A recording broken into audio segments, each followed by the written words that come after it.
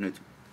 Siis tää saattaa tuntua vähän hassulta, mutta joskus tuntuu, että on antanut tälle ihan kaiken.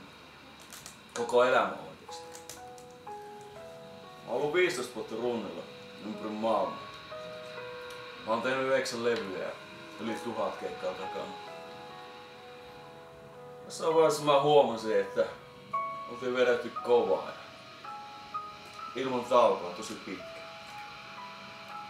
Vedettiin kaikki mitä meillä oli annettu. Ihan joka ilta.